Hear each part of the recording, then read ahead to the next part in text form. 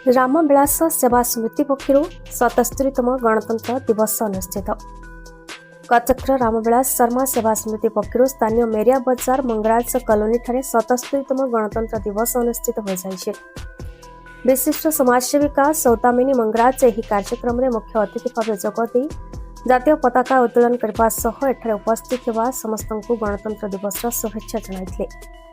एथिसहित प्रख्यात समाजसेवी रामविलास शर्मा स्वाधीनता संग्रामी जदुमणि मंगराजन स्मृतिचारण करते।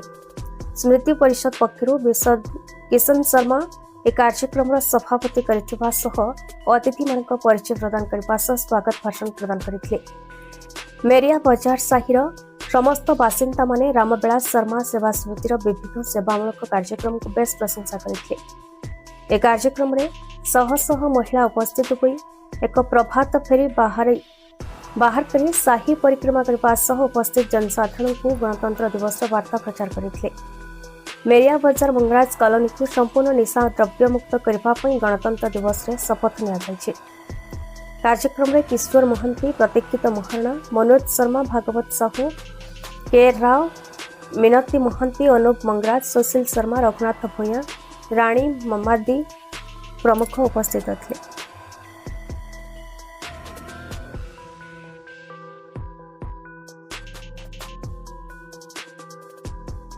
शर्मा मंगराज कॉलोनी बासिंदा सर्वप्रथम मो स्वर्गत रामविलास शर्मा मो जदुमणि मंगराज स्मृति पक्षर आप समस्त को गणतंत्र दिवस शुभेच्छा जनाऊँ।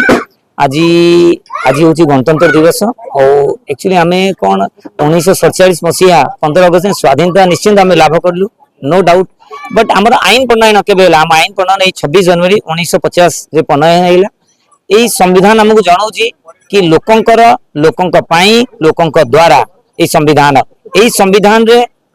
हमको यह भी जनाऊँ कि आमे समस्त एक अच्छु, कहीं भी बड़ ना कहीं भी छोट ना आउ आईन समस्त सामान माने केमिटी माने तांको मन में गोटे चिंता आसियो भारत प्रति गोटे चिंता आसियो माँ बापा प्रति चिंता केमती आसियो सेटा भी हमको देखिबार अछि। निशा निवारण मुख्य निशा एटा होची मुख्य आज हमर मंगराज कॉलोनी रे मु तो पूरा केही भी निशा करिवे नै और एटा टोटली निशा मुक्त रहिबो। धन्यवाद। भागवत साहू विश्व हिंदू परिषद वरिष्ठ कर्मकर्ता प्रथम भारत माता प्रणाम करी आमर जो संविधान बाबा साहब आंबेडकर लिखते यार मूल उद्देश्य था समग्र भारतीय मान को एक सूत्र बांधिया तेणुक सी जदि हिंदू धर्म त्याग करी अन्य कौन धर्म न जाकि बौद्ध धर्म ग्रहण कले जोटा को हिंदू धर्म आम 10 हजार भितर बौद्ध धर्म को मत मानुचु। तेणुक बाबा साहब आंबेडकर भारतीय संस्कृति परंपरा को एकजुट रखापी से जो साधारणतंत्र गणतंत्र जो संविधान लिखिले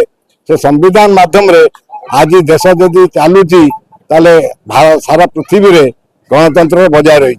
यदि साधारणतंत्र दिवस रे आमर एति अनुरोध जो भाषाभाषी भाई मान रुहतु जो जाति भी रुहते प्रथम से आम निजक भारतीय बोली गर्व भारत गान न करवा ये देश रही अधिकार ना। मुझे अनुरोध करी साधारणतंत्र दिवस रे जो संविधान को लेकर आज चली तंबी तोफान ये दलित माने पदटी माने आमे मो किशोर महांती रामविलास शर्मा स्मृति संसद मुख्य उपदेष्टा मो विगत 4 वर्ष है ये आसूची मंगराज साही रे ए प्रकार कार्यक्रम अगस्त 15 जनवरी 26 होउची दिनकू दिन मु देखुची लोक मानकर उत्साह उद्दीपना बढ़ी बढ़ी जाउची। मु सेतमे बहुत खुशी मु सब काम छाड़ी दे एटिकी पळे आसे। द्वितीय कथा होची जे आज हमर उद्देश्य कोन आमे आज 77तम जो गणतंत्र दिवस आम पालन करुचु आर उद्देश्य होची 77 वर्ष पूर्वे आमर संविधान को आमे निजे तैयारी करथिलु। 77 वर्ष पूर्व सेटा कोन हेतला कि ना ब्रिटिश शासन रो जो संविधान सेटा चालू रहितला। तेणु ए जो आम संविधान आमे तैयारी कलु ए होची आम पे गोटे सबुठु खुशीर विषय। से जो गणतंत्र दिवस को आमे पालन करुचु एवं आम पर पीढ़ी को वार्ता दउचु मन पकेवा जागरण सृष्टि करने आम एटा पालन करुचु। मु रामविलास शर्मा सेवा ट्रस्ट जड़े सभ्य आज रामविलास शर्मा ट्रस्ट बोर्ड तरफ एठारे 77तम गणतंत्र दिवस पालन करा जाउछि एवं एई अंचल ଏବଂ ବାହାର ସାହିରେ ମଧ୍ୟ ଅନେକ ଦେଶପ୍ରେମୀ ଭାଇ ଭଉଣୀ ମାନେ ଏଠି ଉପସ୍ଥିତ ଅଛନ୍ତି। ମୋର କହିବା କଥା ବାବା ସାହେବ ଆମ୍ବେଦକର ଗଣତନ୍ତ୍ର ପାଇଁ ସମ୍ବିଧାନ ପ୍ରଣୟ କରିଥିଲେ।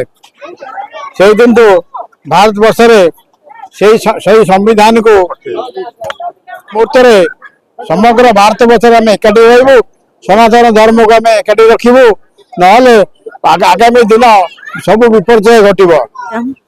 ଆଉ ବହୁତ ବହୁତ ଧନ୍ୟବାଦ ଆପଣ ମାନେ ଆସିଥିବାରୁ, ଆମ ସଂଗଠନରେ ଯୋଗ ଦେଇଥିବାରୁ। ଆଉ ବହୁତ କିଛି ତ ମୁଁ କହିପାରିବିନି। ତେଣୁକରି ଭାରତ ଗୋଟେ ସର୍ବବୃହତ ରାଷ୍ଟ୍ର, ଆଉ ସର୍ବବୃହତ ରାଷ୍ଟ୍ରର 77ତମ ଗଣତନ୍ତ୍ର ଦିବସର ସମସ୍ତଙ୍କୁ ବହୁତ ବହୁତ ମାନେ ଶୁଭେଚ୍ଛା। ତ ମୁଁ ଏତିକି କହିବି କି ସମସ୍ତେ ପାଶ୍ଚାତ୍ୟ ସଭ୍ୟତା ଆଡକୁ ବହୁତ ଗତି କରୁଛନ୍ତି, ଯୋଉଟା କି ହିନ୍ଦୁତ୍ୱକୁ ଆମେ ଭୁଲି ଯାଉଛୁ ଧୀରେ ଧୀରେ। ସେଇଟା ଆମର ପୁନର୍ବାର ଚେଷ୍ଟା ହଉ, ଯେମିତି ରାମଙ୍କ ଟାଇମରେ ଥିଲା ସେମିତି ରାମଙ୍କ ରାଜ୍ୟ ଥରେ ହଉ।